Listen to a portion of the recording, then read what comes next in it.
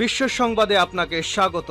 শুরুতেই জানাবো হাতে পাওয়া সর্বশেষ আন্তর্জাতিক সংবাদের শিরোনাম, পরে বিস্তারিত। ইরান ইসরায়েল যুদ্ধ চলছে, জানিয়ে দেব আমাদের হাতে থাকা সর্বশেষ গুরুত্বপূর্ণ আপডেট সংবাদ। আলহামদুলিল্লাহ, ইহুদিবাদী ইসরায়েলকে নাস্তানুবোধ করতে ইরান উঠে পড়ে লেগেছে। ইরানের সঙ্গে রয়েছে বিশ্বের ক্ষমতাধর চীন, রাশিয়ার মতো বিভিন্ন গুরুত্বপূর্ণ কয়েকটি রাষ্ট্র।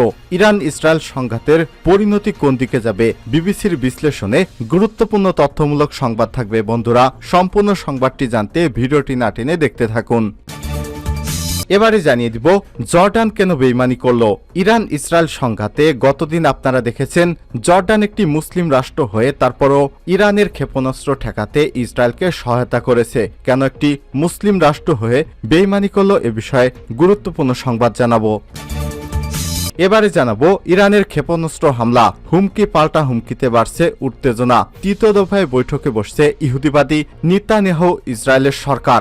ইসরায়েলের যুদ্ধকালীন মন্ত্রিসভা হুঁশিয়ারি, মধ্যপ্রাচ্যের পরিস্থিতি যেন ক্রমেই খাদের কিনারায় চলে যাচ্ছে। একদিকে গাজায় প্রতিদিন ইসরায়েলের বোমা অনাহারে শত শত মানুষ মারা যাচ্ছে, অন্যদিকে সৃষ্টি হয়েছে নতুন নতুন যুদ্ধের সংখ্যা, যা পুরোপুরি শুরু হলে সৃষ্টি হতে পারে ভয়াবহ এক পরিস্থিতি। ইসরায়েল এবং ইরানের হামলা, পাল্টা হামলা এবং হুমকিকে ঘিরে বাড়ছে উত্তেজনা।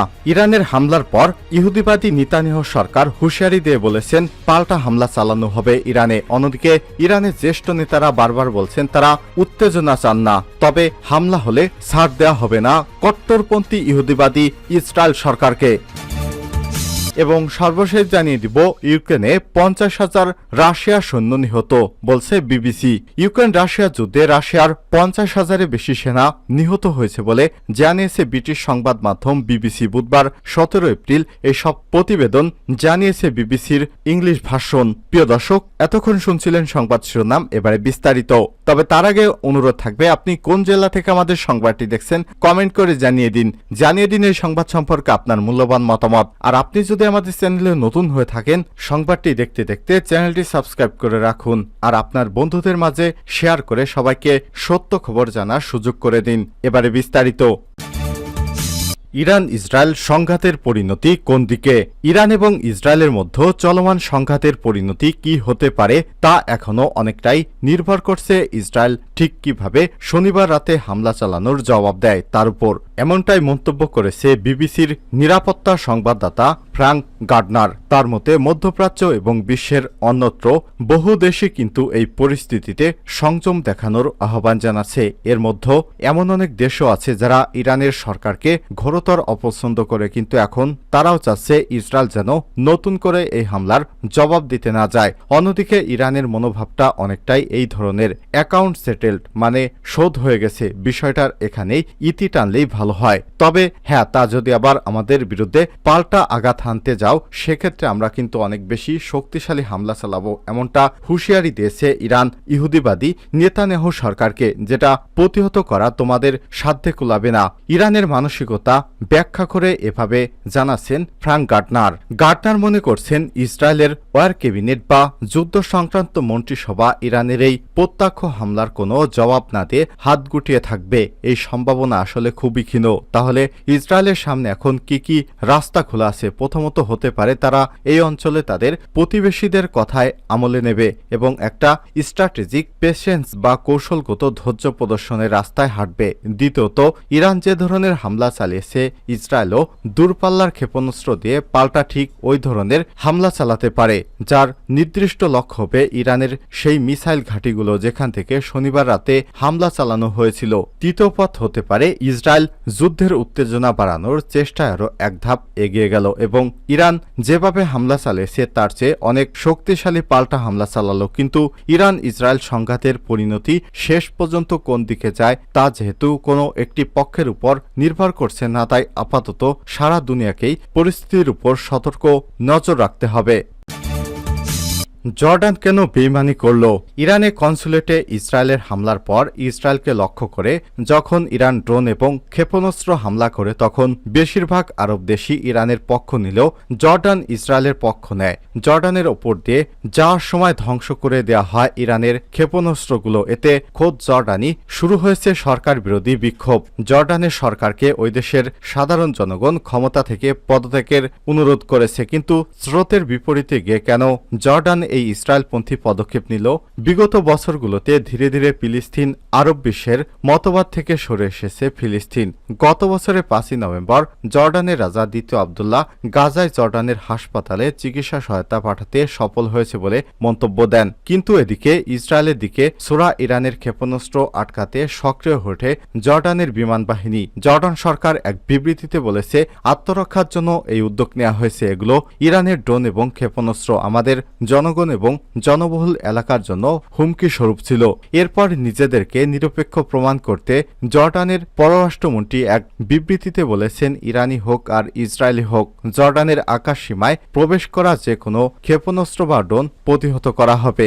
এই বিবৃতি নিন্দা জানিয়েছে জর্ডানের সরকার বিরোধীরা। তারা দাবি করছে ইসরায়েলি যুদ্ধ বিমান এর আগেও জর্ডানের আকাশ সীমায় প্রবেশ করেছে, বিশেষ করে সিরিয়ায় অভিযান চালানোর সময়। তখন জর্ডান কেন বাধা দেয়নি? ইরান থেকে ইসরায়েল ক্ষেপণাস্ত্র ছোড়ার সময় নিজেদের আকাশ সীমায় ইসরায়েলি যুদ্ধ বিমান প্রবেশে বাধা দেয়নি জর্ডান। ইসরায়েলের চ্যানেল 12 জানিয়েছে, ইসরায়েলি যুদ্ধ বিমান জর্ডান এবং সিরিয়ার আকাশ সীমায় প্রবেশ করে এবং সেখান থেকে ছোড়া ক্ষেপণাস্ত্র ও ড্রোন ধ্বংস করে। এমনকি ইসরায়েলি যুদ্ধ বিমানের পাশাপাশি তাদের মিত্র যুক্তরাষ্ট্রের যুদ্ধ বিমানও এক্ষেত্রে জর্ডানের আকাশ সীমায় প্রবেশ করে থাকতে পারে।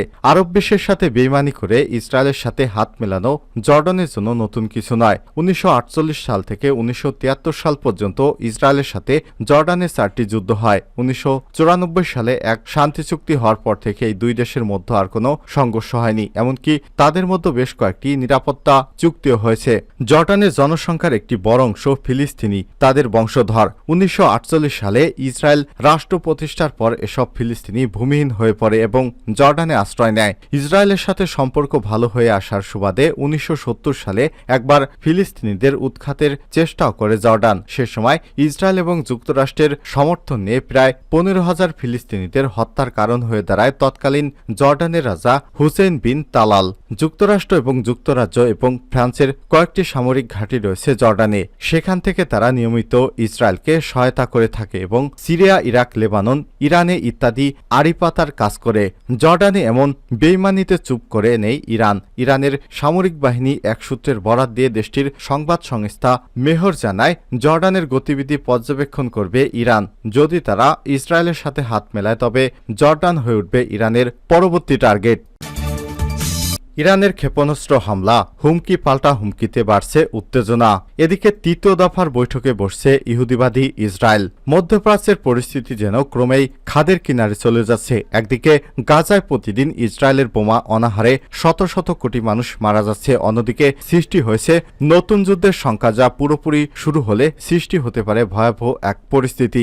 ইসরায়েল এবং ইরানের হামলা, পাল্টা হামলা এবং হুমকি ঘিরে বাড়ছে উত্তেজনা। ইরানের হামলা ঘিরে তৃতীয় দফার বৈঠক করে ইসরায়েলের যুদ্ধ চলাকালীন মন্ত্রিসভা। এরই মধ্যে ইসরায়েলের সেনাপ্রধানের হুঁশিয়ারি দিয়ে বলেছেন পাল্টা হামলা চালানো হবে। অন্যদিকে ইরানের জ্যেষ্ঠ নেতারা বারবার বলছেন তারা উত্তেজনা চান না, তবে হামলা হলে এবার আর তারা ছাড় দিবে না। মাত্র 12 সেকেন্ডে এবার তারা প্রতিশোধ নেবে।